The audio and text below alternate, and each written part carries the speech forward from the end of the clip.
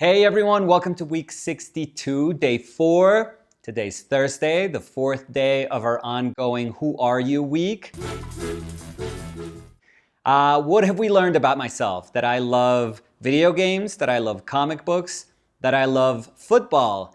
And today, my favorite food, we'll see what it is. Okay, let's get started.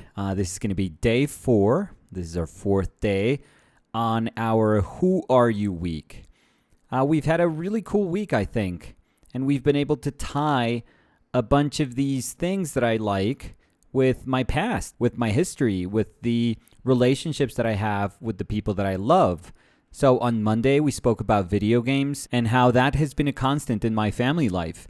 I mean, that was true for when I was a kid, and it is true now when I'm a father. I wanted to pass that tradition on to my kids. And it's also something that I really enjoy doing with Danny. After I do this voiceover, my kids are here and they want to play Mario Kart. So after this, we're going to probably play on the Switch some Mario Kart. And it's going to be amazing because that game is absolutely incredible. On Tuesday, for Spanish Tuesdays, Martes Español, I talked about how comic books were something that I inherited from my brother.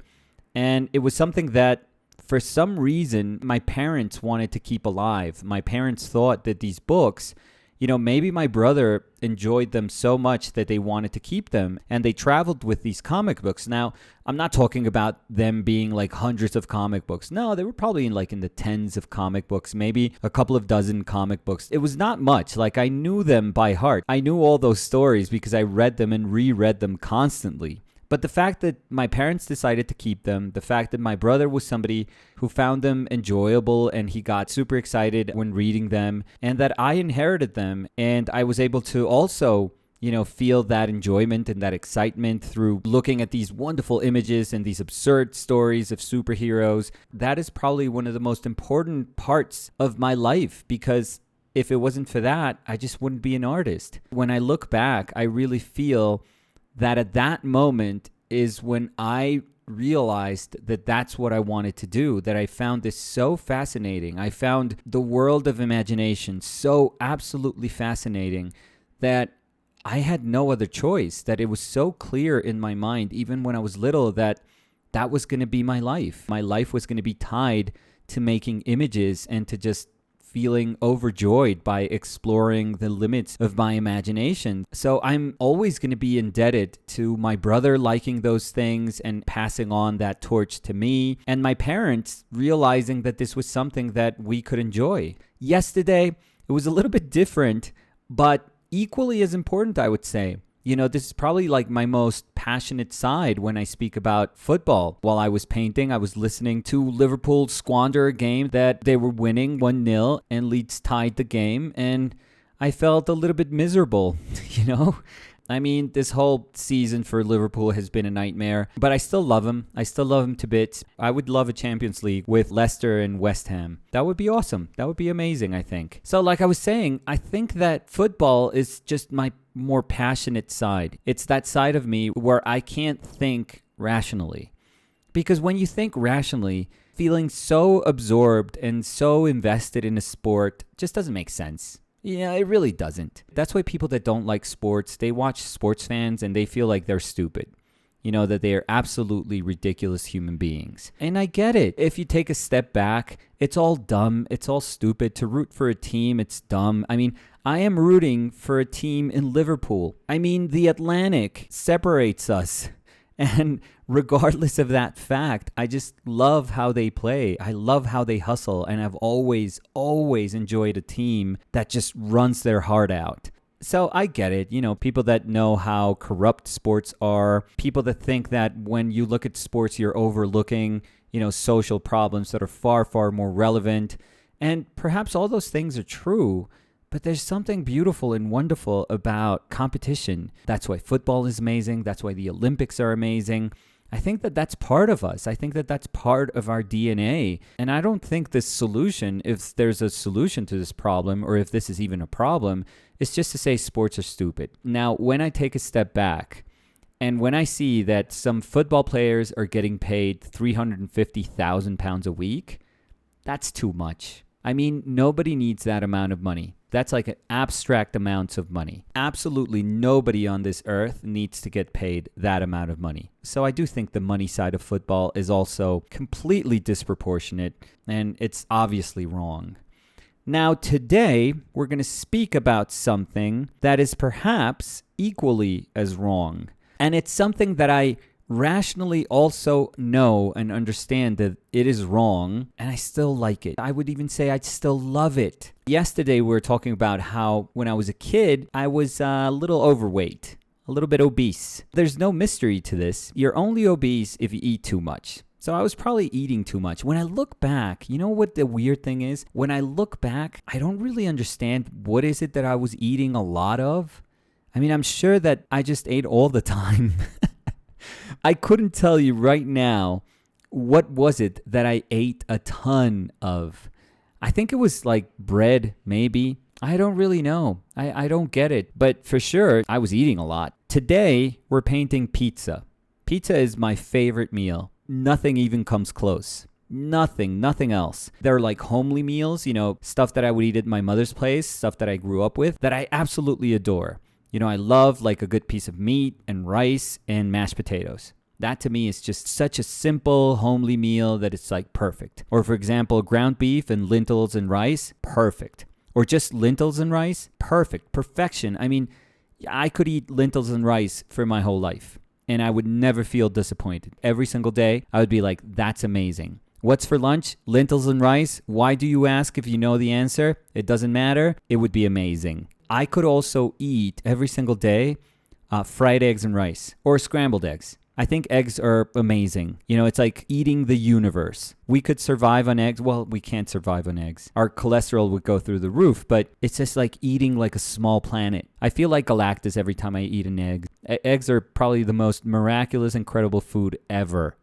So those are like home meals. Those are things that I could eat at my mother's house that still, to this day, I still believe they're like the best food I've ever had. It's like super, super simple food, but it's just perfect because it just tastes like home. It tastes like family. That sounds a little weird. I'm sounding like Hannibal Lecter there, but it reminds me of home, and that's all I need to know. And I think that my happiness and my best memories in life have to do with my family, and they have to do with the closeness and the relationship that is so tight that I have with my family, with my brother, my sisters, my mother, and my father.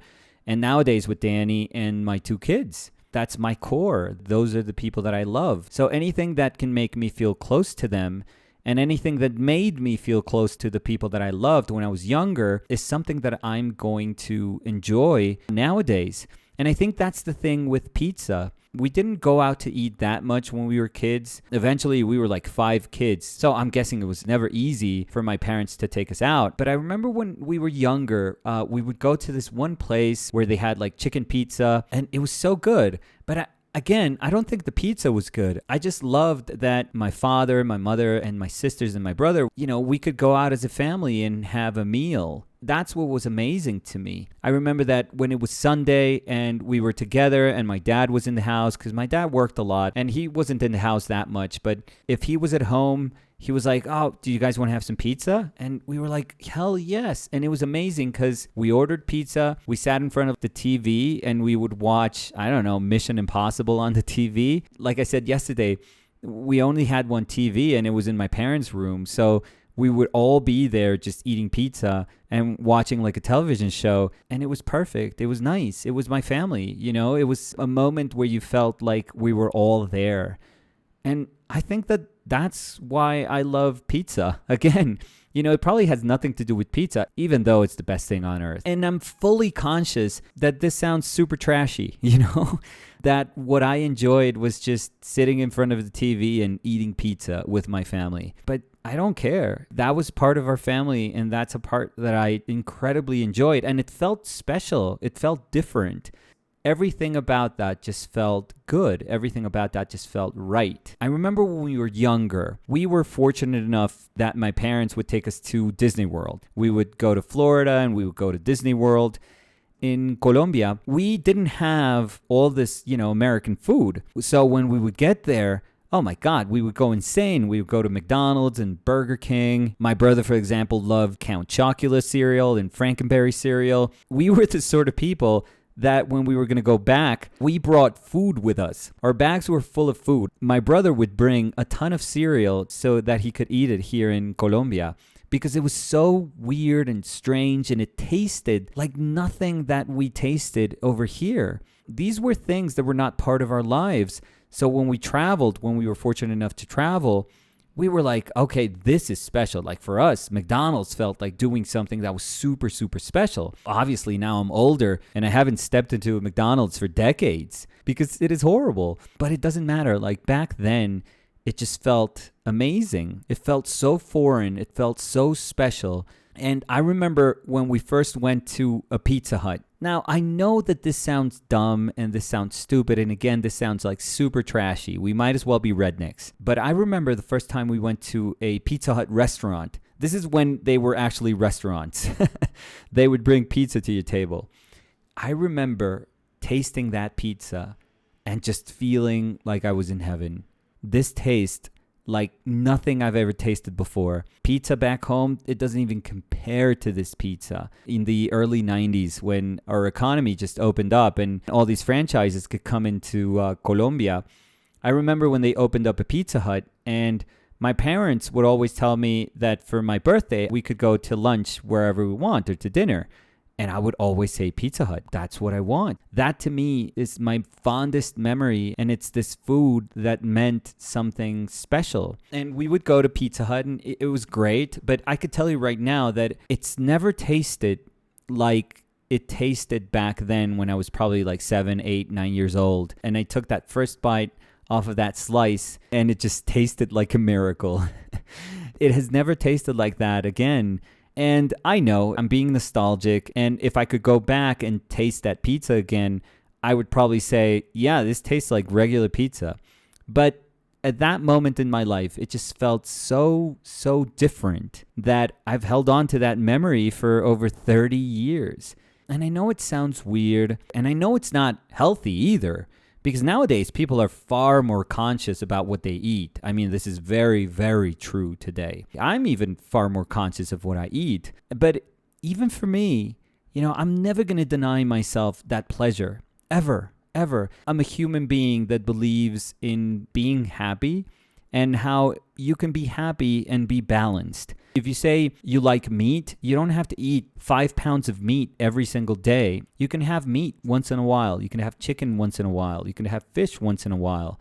And the same thing with pizza. We have pizza very sparingly with my kids and with Danny.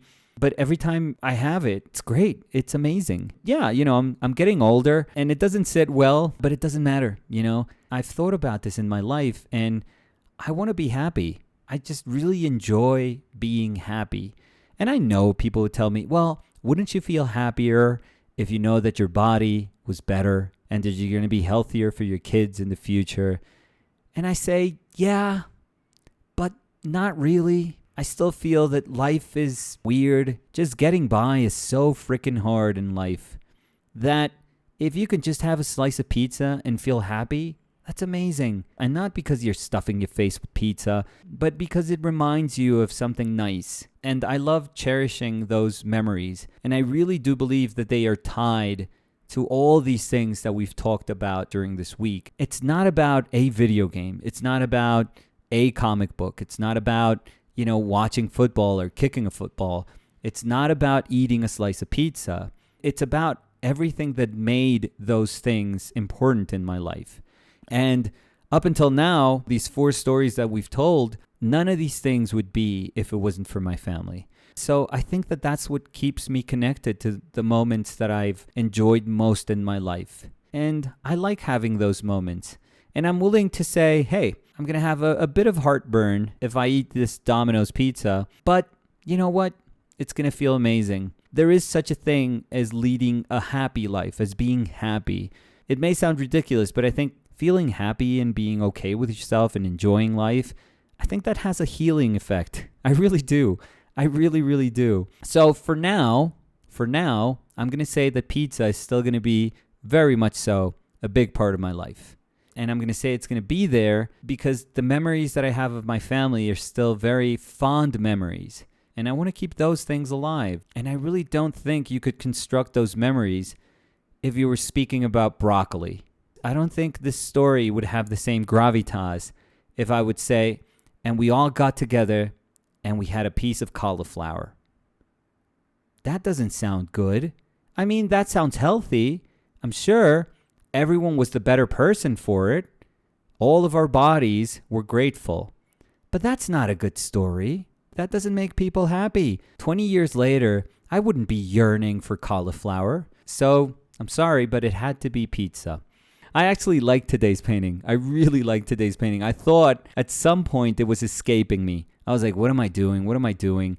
But then after a while, I just embraced it. I was like, I am one with pizza.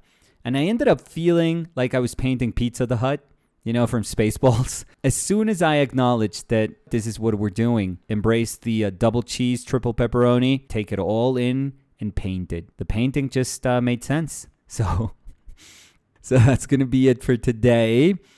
Join us tomorrow. Tomorrow's going to be our final day in the Who Are You week. I think we've done well. Video games, comic books, football, pizza, and our mystery thing from tomorrow. That's a pretty good life, I think. If those things were on a list, and if somebody told me that that's what somebody enjoyed in life, that is a good life. That is a very good life. God bless them. I'll see you guys tomorrow. Thank you. Bye.